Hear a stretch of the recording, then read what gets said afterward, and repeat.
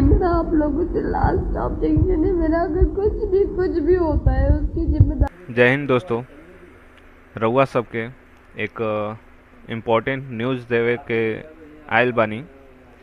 तो हाल ही में आकांक्षा दुबे के मौत के कारण पता ना चलल हा, लेकिन अभी जो वीडियो रउआ सब देखब जा काफ़ी ही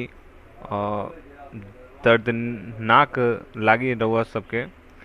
आकांक्षा दुबे का वीडियो खुद ब खुद सामने आयल बा, तो हम चाहब कि रउआ लोग देखी ये वीडियो। लास्ट ऑब्जेक्शन है मेरा अगर कुछ भी होता है उसकी जिम्मेदार समर सिंह है।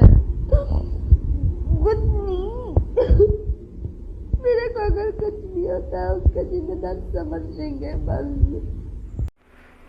तो देखनी रउआ सब कैसे आकांक्षा दुबे खुद कहतारी कि हमरा के कुछू होई ओकर जिम्मेदार सिर्फ और सिर्फ समर सिंह हुई हैं।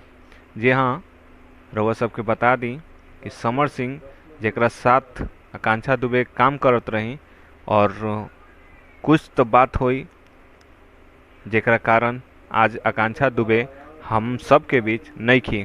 हालांकि उनकर गानों निकलल बा जेकर शूटिंग पहले होल रहे आरा के हवेली पवन सिंह जी के साथ। तो आप सुननी है वो गाना, कितना होनहार एक्ट्रेस रही जे अब हमनी के बीच नहीं की। तो का कहल चाहतनी आप लोग समर सिंह के बारे में कमेंट सेक्शन में कमेंट जरूर करब लोग। मिलेला हमनी के अगला वीडियो में, तब तक के लिए जय हिंद।